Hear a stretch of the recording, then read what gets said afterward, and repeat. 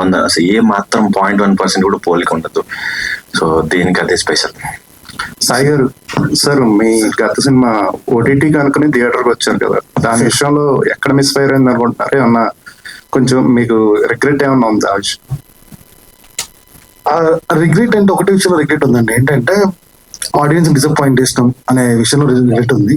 ఖచ్చితంగా ఇంకోసారి అవ్వకుండా చూసుకుందాం అనేది ట్రై చేస్తాము. అదే లిట్లాట్స్ కూడా అది చెప్తా కదా, మీకు ఓటీటీ కానీ చేసి థియేటర్లో అప్లాస్ వచ్చింది.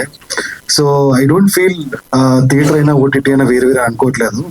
బట్ రిజల్ట్ మీకు డిసప్పాయింట్మెంట్ ఉంది కాబట్టి మీకు ఇలా అనిపిస్తుంది. సో నెక్స్ట్ నుంచి ఖచ్చితంగా కరెక్ట్ చేసుకుంటాను.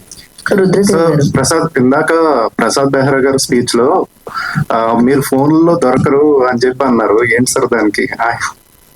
లేదు, జస్ట్ క్యాజువల్ గా అన్నారు ఆయన. తిరువీర్ గారు ఇక్కడ మీరు ఇందాక అంటే మీరు సెలక్షన్ విషయంలో ది బెస్ట్ సెలెక్టర్ అంటే మీ స్క్రిప్ట్స్ అన్ని కూడా చాలా బాగుంటాయి అని చెప్పేసి ఒక మార్క్ వచ్చేసింది మీ మీద. ఇందాక మీరు ఒక మాట అన్నారు, ఇంకా నాకు అంత చాయిస్ రాలేదు అని. అంటే కమర్షియల్ గా ఆ సక్సెస్ వస్తే ఆ చాయిస్ వస్తుంది, ఇంకా ద బెటర్ సినిమాలు వచ్చే ఛాన్స్ ఉంటుందని మీరు భావిస్తున్నారు? ఎట్లాగా అంటే బెటర్ అంటూ లేదు సార్.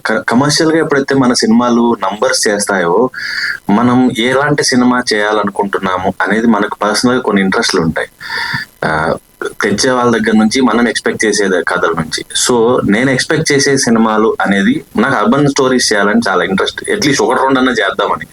నన్ను ఎందుకు కైండ్ ఆఫ్ ఇదే దాంట్లో చూస్తారు అంటే, బడ్జెట్ ఫ్రెండ్లీ ఉండుండొచ్చు, యాక్సెస్ నాది ఈజీగా దొరికి ఉండొచ్చు, అండ్ నా లుక్ నా పర్ఫార్మెన్స్ అలాగే మ్యాచ్ అయి ఉండొచ్చు.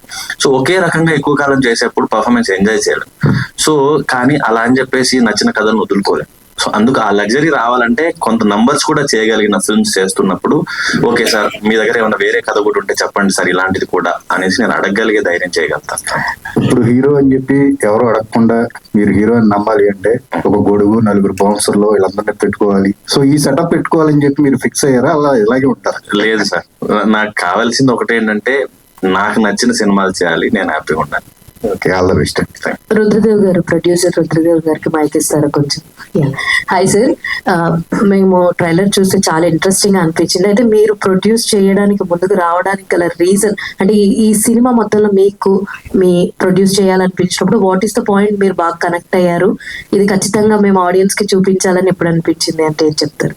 సో ఇప్పుడు మీరు కృషి చూసినా, మేము తీసిన 2 ప్రీవియస్ మూవీస్ చూసినా కూడా, ఉస్తాద్ ఒకటి చేశాను, అనగనగా నెక్స్ట్ వచ్చింది.